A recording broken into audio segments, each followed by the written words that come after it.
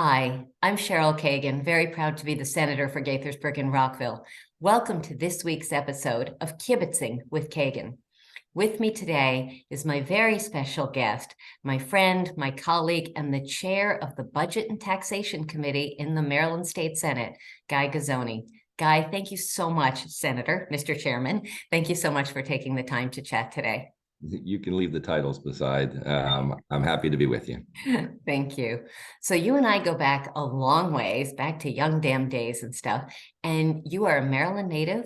You are a proud Terrapin and an Eagle Scout and all that. Tell us about your childhood. You were born and went to Parkville High. Let's give a sense of your Maryland roots. Sure. Yeah. No, I actually was born in the city, Yes. Which is an interesting fact right now because I'm very involved with the west side of Baltimore and engaged in trying to bring some resources there. I was born at Bon Secure Hospital, now Grace Medical, and my father was a steel worker at Bethlehem Steel. My mother worked at Montgomery Wards, which was at Monroe Street, right down the street from that hospital. Wow.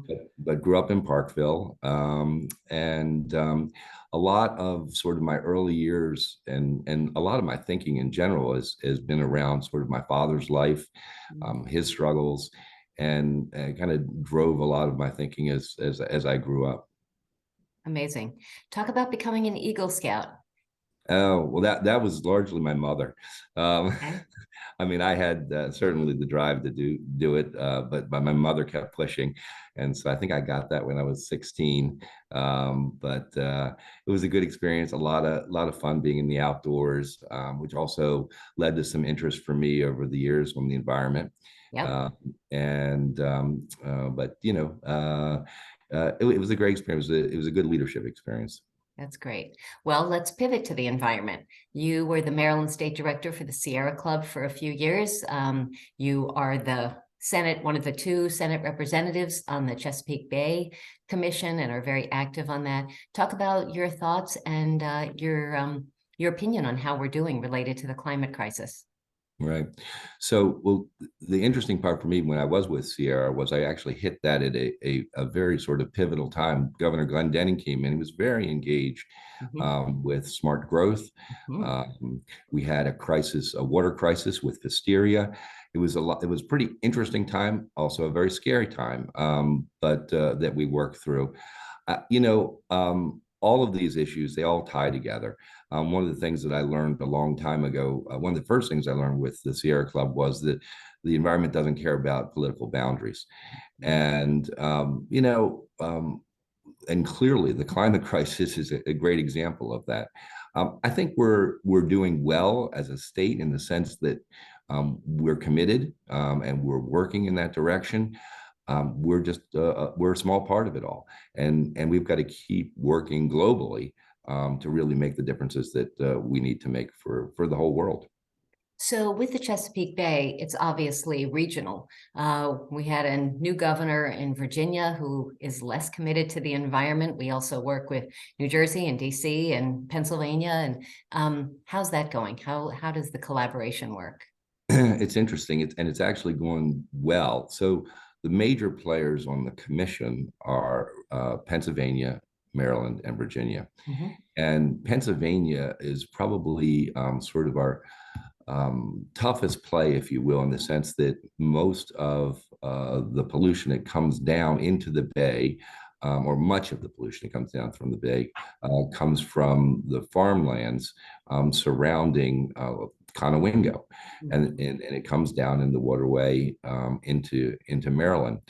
There have been lawsuits that are ongoing, but for me, and one of the things that I learned because I was involved with the TMDL lawsuit, the total maximum daily load lawsuit, back when I was with the Sierra Club, we actually were one of the entities involved in suing the federal government. What I learned was, because it took so long to do that if you have the ability to cooperate with others, and that's what we do on the commission. We have Pennsylvania representatives and Virginia representatives and Maryland representatives, and we all work together in a cooperative way. We've actually even recently came up with a strategy to use some Maryland dollars to help Pennsylvania. Pennsylvania is where, as I was saying, a lot of the pollution, farmland pollution, comes from. Mm. It's where we can get the biggest bang for the buck. You might say, well, what are you talking about? Why not just sue them? Well, we did, and we are, but in the meantime, the bay's still polluted. Sure. And if we're going to make a difference, and it's really coming downstream to us, to Maryland, Right. If we're going to do the right thing, we should be cooperating with them. And lo and behold, we put a fund together. It's working. And on top of that, the Pennsylvania legislature then committed to doing more on their part. Good. Okay. Yeah. And we have a new governor there and stuff too. So, Yeah. So let's pivot to, you had an experience at the federal level with then Congressman Bill Nelson, then the county level, working with former council member, then delegate Shane Pendergrass, before you ever ran yourself. So talk about intergovernmental collaboration. How well do you think that works, since you've had so much experience at all three levels? I mean, sometimes it works and sometimes it doesn't. It usually works when relationships are stronger, and that's sort of random, which is maybe problematic when you think of a system.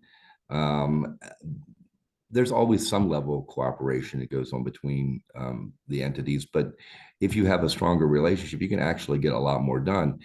I have an extraordinary relationship right now with our county executive, Yes. Calvin Ball. Yes. And because of that, we get a lot accomplished, Yeah. a lot of resources, a lot of movement to get some really tough issues handled. Yes. But that's not always the case. It changes. It changes as people change in elected positions. Right. I guess the bottom line is that if you're committed, if one is committed to always trying to keep those relationships going, that's the best that we can hope for. Yes. So we each served 8 years in the House, and then I had a 12-year gap before coming to the Senate, but we came to the Senate together and sat in what I called the back row, and now you're in the front row as chair of the Budget and Taxation. And you're only one away. It's all good. It's all good. I'm very happy where I am. So talk about what you've learned over the years as a legislator, and how you feel you've been able to have an impact. Oh my gosh. Well, that's a big question. That is a big question. I know. It wasn't even on my list, actually. There's a persistence level that,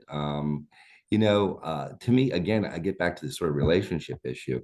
If you treat people well, you're persistent, and you stay true to your values, there's no doubt in my mind that one can be successful. Actually, I sort of pivoted a couple of years ago onto a new issue area that I had no idea that I would be involved with, and that had to do with developmentally disabled. Yes. And then ultimately with mental health. Yes. And in both cases, not something that I thought was a natural for me. As a matter of fact, I kind of resisted getting into the healthcare issues altogether. Then Delegate Pendergrass, who became the chair of the health committee in the House side, she kept saying to me, you really want to get into these issues. You want to really think about it. Well, I had an opportunity by sort of fate, and it led me down a road where this was clearly something I cared about, because it was about people who needed extra support, and I was happy to help with that. So, over the course of these last 8 years in particular, been pretty successful in working on some resource issues. Absolutely. So a couple weeks ago, Governor Wes Moore, yay, I love saying that. Governor Wes Moore, Lieutenant Governor Aruna Miller handed down their budget, $63 billion with a B, $billion. And for the first time, there is a new budget process. In plain language, can you explain to viewers kind of how it was and how it's going to be starting this year? So over 100 years ago, the legislature really screwed up, and they wasted some money and made some bad mistakes. And we lived with that mistake for these last 100 years. And what that what that meant was that we didn't have the same kind of authority that other states had about moving money around in a current year budget. We weren't able to add money. We weren't able to um, bring in new programs. We weren't able to shift from one program to another, things that have been done in other states for forever. Right. Now we can do that. Now we can move that money around in the current year budget. And let's be clear, Maryland was unique nationally. There had been many, many years of effort to fix this, and that it was a budget measure, a ballot measure. So constituents supported this. And yeah, so this wasn't some magical thing. Yeah. Yeah, as I recall, it was about 73% that it won by. Right.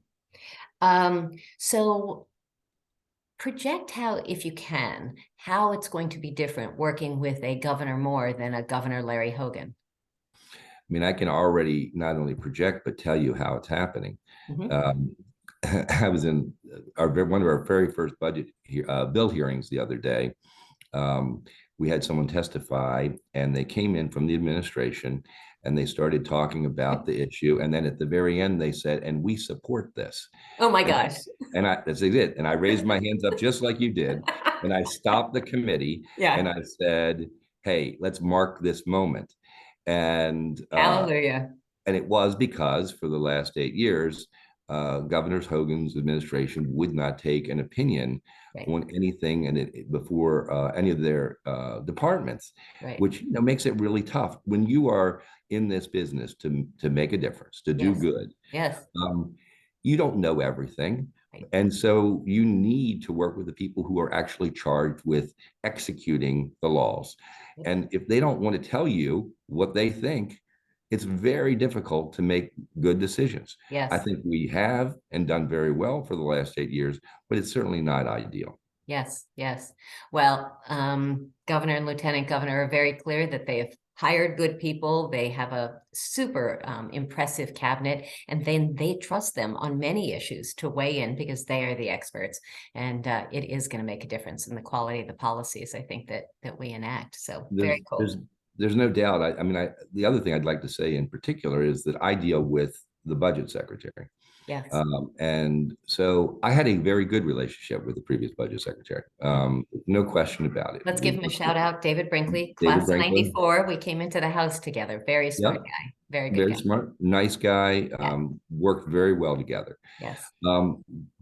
But fundamentally, and the new secretary, Secretary Grady, it has just been a different level of engagement. That's all I can say. And I mean, we talk at least weekly, if not more. We talked before we started. Again, not that I didn't talk before with Secretary Brinkley, but it's just a different level of detail. Yes. We're trying to make decisions together. Yes. We're trying to, and along with Chairman Barnes, who's the appropriations chair on the House side, we're trying to come together with sort of a common plan, particularly to deal with some of the surpluses that we have this year, and also particularly with dealing with the potential of recession, which may be around the corner. So talk about that, if you would. So you talked about the surplus. Some people, some voters, some residents are so cynical, and those, and I hate this word, politicians who just spend our taxpayer money and stuff. What can you say to reassure folks about the process, how we decide, how you decide, your committee decides, what's worthy of funds and what's not? Right. Well, I think the first thing to say before you even get to that is to establish the fact that a surplus in the last couple of years is a one-time thing, and what we've seen over the last couple of years, this moment of fear when COVID hit, and we thought we'd be in a lot of financial trouble, and then the federal government, as well as we took some appropriate steps, and it turned out that we ended up in a better shape than we'd ever been financially. For the state budget. But it is a short-term thing. You can't, when people think that there's a surplus, people think Unfortunately, budgets are reported on an annual basis in the papers and the media. The reality is that that's not how budgets work. You have to think about them over the course of time. And if you don't think about them that way, you're not doing your job.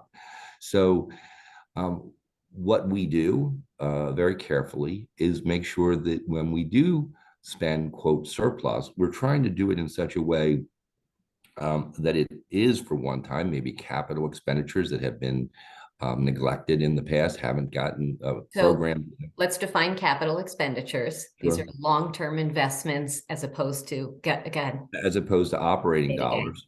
And operating dollars are mostly salaries, but everything that you would think would doesn't have a lifespan on it. Capital has at least a 15-year lifespan on it. So we do our very best to ensure that as we think about operating dollars over time, because that's really where the rubber meets the road in terms of tax dollars and how they come in and how much we need over the course of time.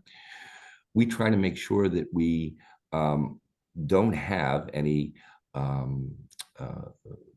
deficits out into the future, if you will. We're always planning 3, 4, 5 years out. So one of the interesting places that this comes up is with the blueprint, right? Our education program. So the 10-year long-term plan for our public schools. That's right. And so what we did last year was we took some of that surplus money and we're able to put it aside to pay for the out years for the blueprint. We put $800 million aside of the surplus. This year, the governor put $500 million aside for the blueprint in the out years. So what we're doing is really using the opportunity, using this moment of sort of good finances to ensure that we maintain in a good place over the course of time. Yes. And just for those who don't know what out years means, so that's further out. It kind of sounds the way it is. So further in the future. One last budget question before we pivot. One of the things you hear folks saying a lot is, I balance my budget every year. How come they can't do that? Maryland has a balanced budget requirement, but how is the state budget different than our own budget? Obviously, the magnitude and the stuff we pay for, but give a sense, similarities. You mean a personal budget? Well, in a lot of ways, it's similar. I mean, it's similar in the sense that we have capital expenditures. You have a mortgage that you have to pay, and we have things that we buy that are long-term, buildings that we essentially pay a mortgage on through a bond. So it's very similar. And then we have, we just like we pay salaries. It's the same kind of thing. You hire people to do various things for you, whether it's to fix your car or clean your house or whatever it is. They're actually very similar, and the magnitude, as you say, is dramatically different. But because we balance the budget every year and we're required to by our Constitution, it is very similar to a home budget. Different than the federal government. The federal government, because a lot of different authority that they have to basically borrow for operating. Yes. We don't borrow for operating, although we have the authority to do it. We never have really, and I don't see us doing that in the future. So I said there was the last, but I am going to add one more budget question. Talk about the AAA bond rating, because it's something that Maryland brags about. And that means we have the very best managed, most fiscally prudent level of budgeting. Why don't you talk briefly about that? Right. Well, we all have, back to comparing to the rest of us as individuals, we all have credit scores, right? We have a credit score that's over 800. We're doing really great. Right. And we're considered very credit worthy. The same thing, when you're a AAA bond rated state, you're considered the most credit worthy of government agencies out there. And that lets us borrow money at a lower rate, which is good for the consumers and, good for our taxpayers. even before I got into 911, because 3 people died in my district when 911 failed, you and Senator Craig Zucker sponsored legislation, enacted legislation. Was there an impetus, a story, a history to that? And thank you for your leadership on the issue. Yeah, maybe more for Craig, less for me. I was in a supporting role. Okay. It seemed like it was a reasonable thing that we should be doing, spending more energy and time on, which you clearly proved to be true. And so sometimes, part of I think being a leader is always recognizing that you don't have to be out front, that you can be in various positions along the way, helping others to figure stuff out, supporting, and being a good follower a lot of times is just as helpful. That's great. Well, that dovetails into my next question, which is, what advice would you give for someone who is just getting started in politics or might be interested in politics? Well, the famous question is, why are you doing this?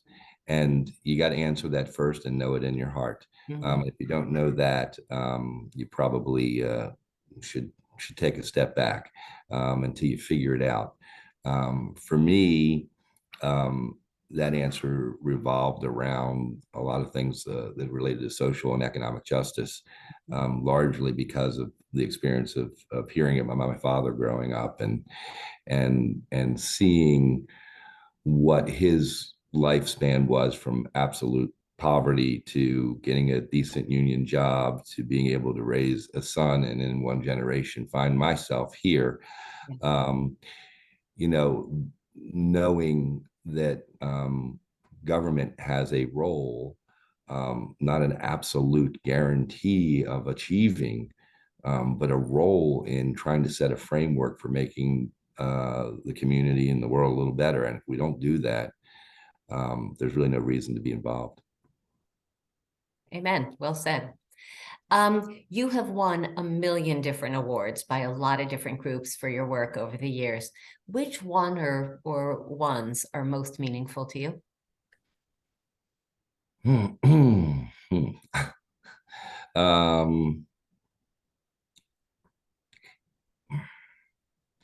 Less about an award one, but more about what went into getting it done and knowing what was accomplished. And it comes back to things around developmentally disabled and mental health. We did what was recalled the wage initiative in 2014 for the developmentally disabled. Basically held up the minimum wage bill. Now, you would say, I supported the minimum wage, which I do and will continue to support, but held it up knowing that if we didn't, as a state, do what was right in the areas of our funding, I mean, we rely on a lot of nonprofits to do work that in some ways are governmental functions. And if we don't fund them at the appropriate levels and ensure that people get the kind of service they deserve, then we really, it's just wrong to ask others to raise wages. So we held it up to the point where we got them to raise those limits, those amounts, which I'm very proud of. And then 2 years later, did it again with a bill called Keep the Door Open for Mental Health. Again, saying, look, if we're going to expect other parts of society, non-governmental, to handle these very difficult and challenging issues and support people who need these supports, then we've got to step up as a government to help pay for them. And if we don't, I just thought it was a moral responsibility. So we had to do it. So I'm proud of whatever acknowledgments that I got for those kinds of efforts. Good for you. Well, you're a great friend to the nonprofit sector and will continue to be, I'm confident. Is there anything we haven't discussed that you want to mention before we pivot to Fast Five? Nope. I'm sure there's lots we could discuss, but you're hitting it all. That's all. All right. Well, Budget and Taxation Chair Guy Guzzone, Fast five quick questions to let folks know a little bit more about you. Question one. This is the scariest part. This is the scariest part. And I have interns who come up with some ideas. So sometimes they're zingers, but I don't think you'll have challenges. Question one. What is a book that you've read anytime in your life that has inspired you, especially that kind of has stayed with you? Wow. Lots I can think of, but the one that I read, well, I'll tell you. So John Rawls, The Theory of Justice, is probably the best that defines my sense of right and wrong. Love it. Yeah, I don't know how fast you want this fast five No, to go. this is fast five. Yeah. Okay.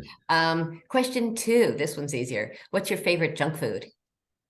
Probably a Big Mac or a Whopper. Okay. Question three. Your job is pretty serious and pretty stressful. What is something that reliably makes you laugh? Oh my gosh. My granddaughter. Nice. That's a good answer. Question four. If you could travel anywhere in the world and money and COVID and nothing else was, and time, nothing else was an obstacle. What's a place you've never been before, sort of something on your bucket list that you'd like to go? There's lots of places. I want to go everywhere. I've been through Asia, but more of Europe, Greece, France. I've been to Italy, but nice. Europe right now is where I plan to go next. Yeah. Do you speak any languages other than English? I barely get through this one. Okay. Okay. And the fifth question, the one that I ask all of my guests, Senator Guy Guzzone, what is your hidden secret superpower? What is a skill or talent you have, something you're really good at that most folks can't do? Oh, I don't know about that. That's, I don't know that I'm sure that most folks can do just about anything I can do.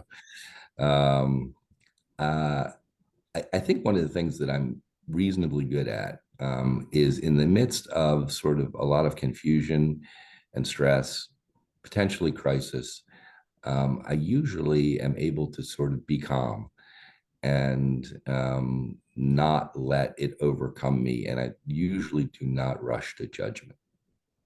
That's fantastic, especially in your role with everybody pulling at you and stuff. Good for you. Okay.